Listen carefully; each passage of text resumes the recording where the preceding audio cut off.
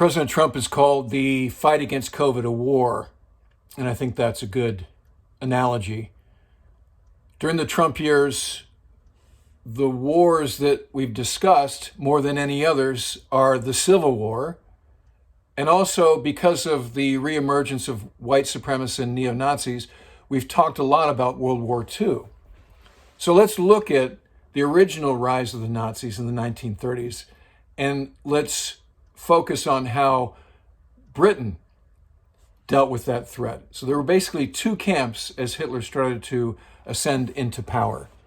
And it became obvious that he was a fascist, very disinterested in the Reichstag and the traditional government structure in Germany. So England was still war-weary from World War I, that had cost them a lot of men and a lot of money. Their economy was just getting back on track. In 1936, Hitler moves into the Rhineland under the auspices of reunifying German lands, traditional German lands. And so the prime minister at that time, Neville Chamberlain, is disinterested in war and recommends a strategy of appeasement with respect to this emerging threat.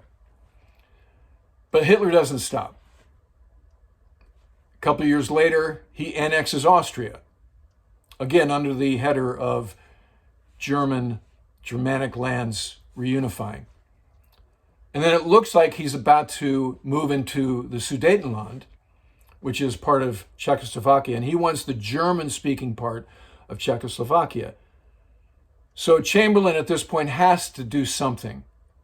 So he goes to Munich and sits down with Hitler, and he comes home with this piece of paper, which is called the Munich Agreement.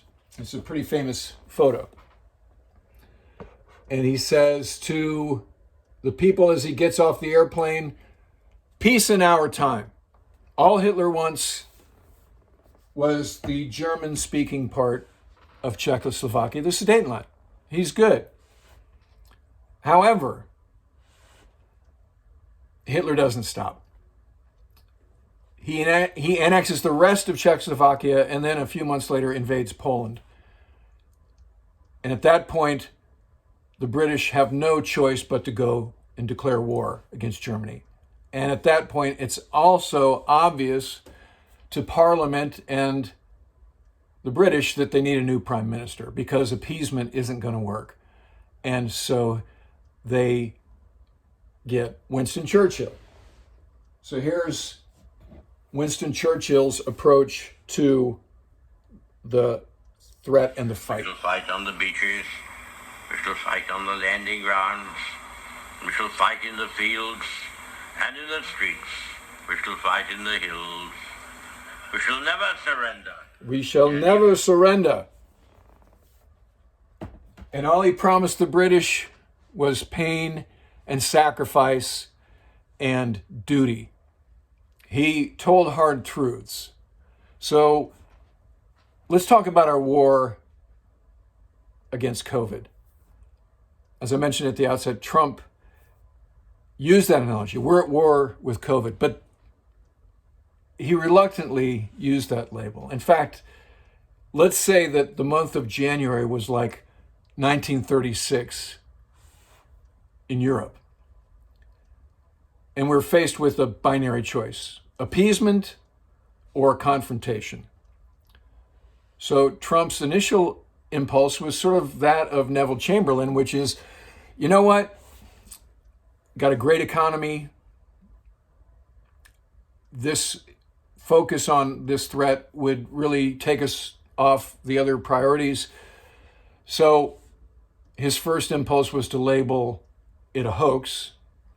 And then secondly to that, he said, okay, maybe 15 people will have it, but that'll go away. And then, as General Mattis likes to say, the enemy gets a vote. COVID-19 gets a vote. So ultimately, he has no choice but to deal with it. But again, in a uniquely Trump kind of way, he doesn't embrace the fight and get us unified against the threat. he splits the nation and makes everything political, and actually makes the science into a political statement. So he starts to do these daily COVID-19 task force meetings, but they don't become instructive to the nation in terms of what should we do and so forth. They become this food fight with the press corps and airing of grievances about how he didn't create it, China created it, why are you blaming me, I built the best economy, so forth and so on. And then he starts putting out this faux science, co-opting Dr. Birx about, hey, sunlight, bleach, what do you think?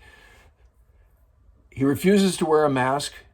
And then as the months go on and the death rate climbs and the infection rate goes exponential, again, he flies in the face of the science and holds super spreader events like the one that was to celebrate the nomination of Judge Barrett, or the various campaign rallies he held, super spreader events. And even when he gets COVID-19, he makes it into a political thing, not something that's prescriptive or leading by example. And then he says to people like Chris Wallace and George Stephanopoulos, insist that it'll just go away. Like appeasement. If you ignore Hitler, he'll just go away. All he wanted was the Sudetenland.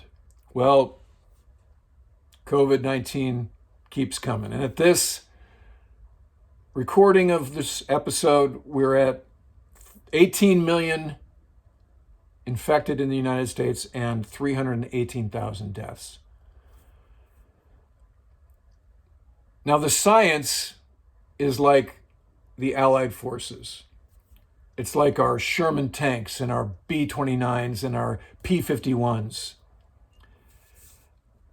Our weapons are wearing masks, social distancing, COVID testing.